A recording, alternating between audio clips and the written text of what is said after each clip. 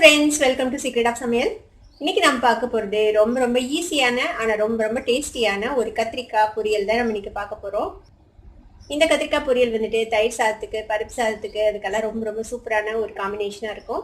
இந்த ஈஸியான கத்திரிக்காய் வறுவல் எப்படி செய்யறது அப்படின்னு பார்க்கறதுக்கு முன்னாடி நீங்க என்னோட சேனலுக்கு இப்பதான் முதல் முறையா வரீங்கன்னா இந்த வீடியோ கீழே இருக்கிற சப்ஸ்கிரைப் பட்டனை மறக்காம பிரஸ் பண்ணுங்க.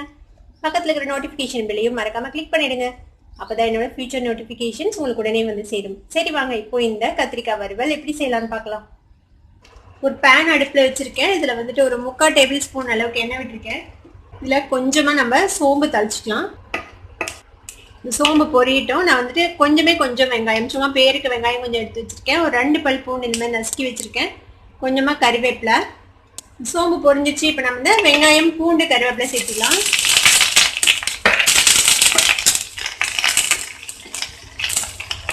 பூண்டு வெங்காயமும் வதங்கிடுச்சு. நான் வந்துட்டு ஒரு 5 கத்திரிக்காய், பெரிய கத்திரிக்காய், விதை இல்லாத கத்திரிக்காய், பிஞ்சு கத்திரிக்காய் அந்த மாதிரி நீளமா வெட்டி வச்சிருக்கேன்.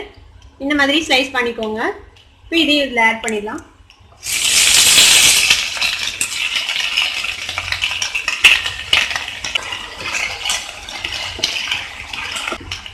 இப்போ இதுக்கு ஒரு 1/4 டீஸ்பூன் மஞ்சள் பொடி போட்டுக்கோங்க. இது தேவையான அளவுக்கு உப்பு சேர்த்துக்கலாம். கத்திரிக்காய் கொஞ்ச நேரம் வதங்கிட்டோம். ஒரு 1/2 குக் ஆனதுக்கு அப்புறம் நம்ம இதில் மிளகாப்பொடி சேர்த்துக்கலாம். இது ரொம்ப சிம்பிளான ஒரு கத்திரிக்காய் வறுவல், ஆனால் ரொம்ப டேஸ்டியாக இருக்கும். பருப்பு சாதத்துக்கு, தயிர் சாதத்துக்கு இதுக்கெல்லாம் சூப்பரான ஒரு காம்பினேஷனாக இருக்கும் இந்த கத்திரிக்காய். இந்த கத்திரிக்காய் எங்கள் வீட்டில் பறிச்ச கத்திரிக்காய், சீக்கிரமே வெந்துடும். நல்லா பிஞ்சு கத்திரிக்காய் இது.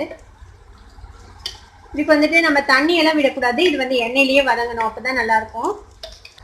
ஒரு மீடியம் ஃப்ளேமில் வச்சுட்டு இது நல்லா வதக்கிக்கோங்க. இப்போ இதை நம்ம மூடி வச்சிடலாம். இது ஒரு பாதி அளவுக்கு வேகட்டும்.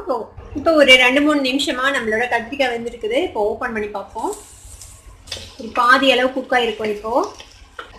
இப்போ நம்ம இதில் வந்துட்டு ஒரு 1/2 டீஸ்பூன் அளவுக்கு மிளகாய் பொடி எடுத்து வச்சுருக்கேன். மிளகாய் பொடி சேர்த்திக்கலாம்.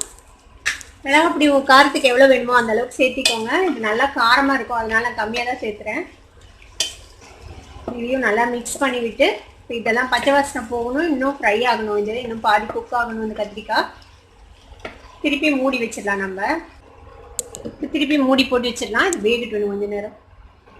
இப்போ இன்னொரு 3 நிமிஷம் பக்கமாக நம்ம வேக வச்சுருக்கோம். இப்போ ஓப்பன் பண்ணி பார்க்கலாம். பாருங்க நல்லா ரோஸ்ட் ஆயிடுச்சு நம்மளோட கத்திரிக்காய்.